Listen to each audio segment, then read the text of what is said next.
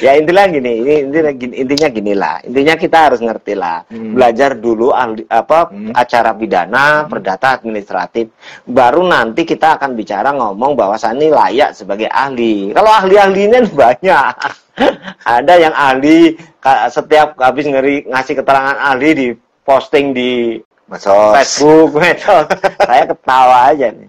Saya terus terang aja dalam konteks keahlian itu mungkin sudah ratusan kali lah. Lebih dari 10 kali, 30 kali lebih. Saya kan udah lama juga untuk memberi keterangan. Dan ngerti syarat-syarat subjektif sebagai saksi itu kita tahu. Nggak bisa misalkan kamu subjek yang turut tergugat, kemudian kamu masuk sebagai ahli atau nggak bisa. Sebagai saksi aja kamu tidak lakukan. Kalaupun bisa, hakim nanti akan mengabaikan. Jadi sia-sia. Diabaikan. Keterangannya dong jelasin ya karena kan kamu bagian dari itu. Berbusa-busa diabaikan. Tapi kan kalau cari duit boleh sih. Kan banyak yang ahli-ahli bersaksi. Pokoknya ada duit kan gitu. Lumayan ongkos pulang pergi. Ya lumayan lah. Pergi ada sangu, ada ini kan. Iya benar. Iya lumayan bagi mereka yang idealismenya ya tergadaikan oleh duit gitu loh. Tapi kalau yang benar-benar ahli dia tuh selektif, ngerti. Surat menyurat pun dia paham, itu yang benar ahli. Berarti, jadi kalau misalnya subjektif, supaya nggak subjektif, ya dia mestinya nyari suratnya misalkan, kalau misalkan ahli ya misalkan, saya ya misalkan membela notaris, saya nggak mau dari ini, saya nyari suratnya, saya arahkan ke universitas. Dari akademisi. Jadi saya nggak mau dari organisasi. Ya karena misalkan ini contoh. Ada keterkaitan dengan. Iya dong. Seperti ya contohnya yang saya lakukan. Kan ada pertanyaan, mengapa kok Pak Widi mundur dari kepengurusan Jateng? Karena saya ini bagi pihak. Sedangkan Jateng itu masuk ke P24. Oh, bagian. Iya dong. Nanti secara subjektif hakim akan bertanyakan saya, kepentinganmu itu sebagai apa? Anggota pribadi, atau kamu kepentingan subjektif? P24. Gitu loh. Makanya saya di Jateng itu kan mundur. Orang nggak ngerti sampai situ. Kalau saya terus terang, karena saya sudah biasa beracara, walaupun saya sekarang ini prinsipal ya, itu masalahnya itu bro. Nah sekarang ini itu kan dari pihak tergugat, dia mengajukan saksi ahli. Apakah dari pihak Kang WH juga nggak? Oh enggak. Kalaupun ada tatai sendiri. Kalaupun diizinkan hakim tatai sendiri. Emang boleh prinsipal jadi saksi ahli? Bukan, saya kan boleh, prinsipal kan saya kayak pengacara. Saya kan boleh, saya kan di dalam, seperti beracara saya. Iya, prinsipal sebagai apa? Iya kan saya boleh tanya ahli. Oh, okay. Saya akan tanya, kebetulan untung nggak? Kalau enggak saya tanya. Misalnya dia menerangkan tentang, dia bicara ahli anggaran dasar rumah tangga, saya tanya metode dalam menjelaskan tafsirmu gimana. Nah kalau saya kan, ya kamu mau pakai metode apa? Kita kan memang belajar di situ. Kan sudah saya terangkan. Misalkan kita mau apa misalnya? Yang saya contohkan, sering saya contohkan misalnya. Kita menggunakan metode penafsiran misalnya legislation of textual. Yeah. Satunya legislation of comparative. Nah, textual sendiri ada original textual, ada grammatical textual. Ini misalkan contoh. Nah, itu kita ngerti, seperti kan kalau dalam hukum Islam kita itu ada mustahid, ada mukholid. Yeah. Nah, kalau kita mau menggunakan tafsir seperti yang dilakukan Gus Baha atau Alwi Shihab dan sebagainya, dia sudah ini yang beda. Dia sudah tidak sekedar dua ini, tidak sekedar dia memahami legislation of textual dalam konteks original textual dan grammatical textual, dia juga ngerti tentang comparative law, perbandingan hukum, tentang ijma, ijtihad dan sebagainya. Dan beliau sudah sampai tataran namanya hermeneutik. Hermeneutik. Sudah levelnya sudah di sini. Karena apa, orang-orang yang mukholid memposisikan sebagai mustahid. Gitu loh. Ini dalam konteks dalam hukum Islam. Hukum Islam itu ketat sekali. Nggak bisa kita menafsirkan asal-asalan. Kalau di dalam hukum Islam itu ya menafsirkan aturan ya.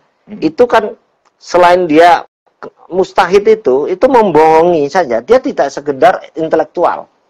tapi juga integritasnya. Jadi dia membohongi binatang aja gugur ya.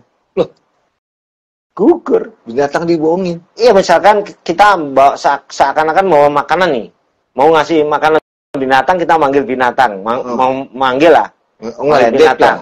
Ngeledek gitu. Ya kita manggil, misalkan kalau orang Jawa tuh manggil ayam kur ya. Kur atau cek kita kasih tangan kita untuk kasih makan. Ternyata nggak ada makanan. Itu dalam konteks mustahil, itu gugur. Waduh, sebegitunya. Seketat itu dalam hukum Islam. Nggak sembarang. Nggak sembarang.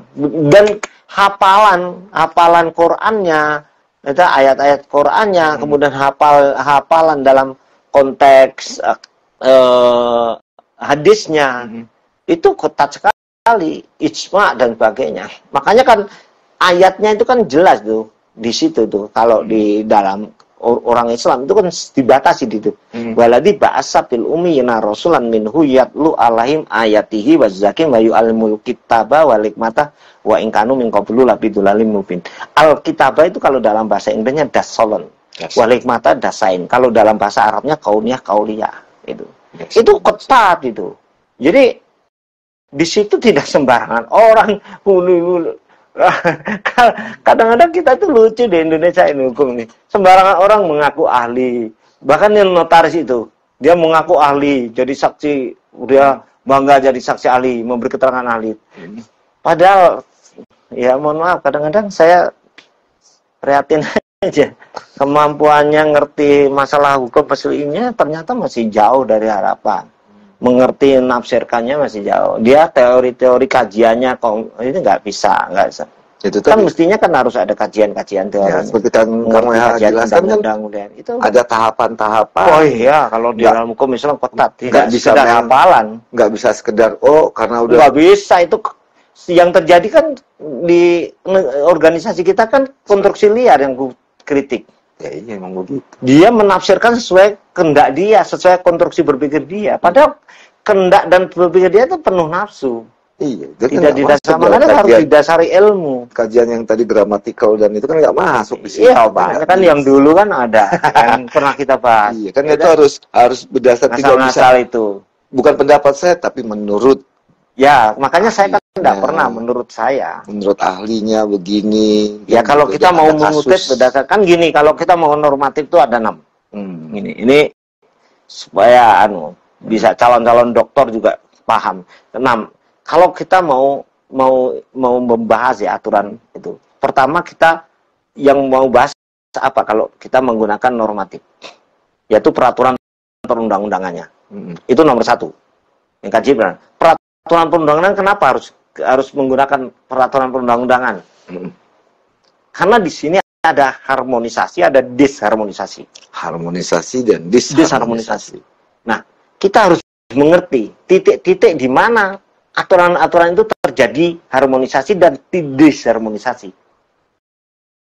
Nah, yang kedua, ada yang disebut dengan kontradiksi.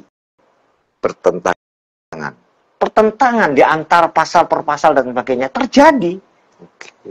Itu karena buatan manusia kan tidak sempurna, tidak absolut. Nah, disitulah dibutuhkan ahli penafsir. Baru di situ butuh. Iya, di situ. Nah, itu baru satu itu.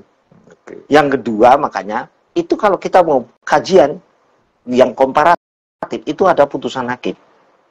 Putusan hakim itu nanti kita kaji antara putusan hakim satu dengan ini, maka disebut dengan putusan hakim yang sudah menjadi hukum kan, karena putusan hakim itu bisa menjadi hukum. Ya.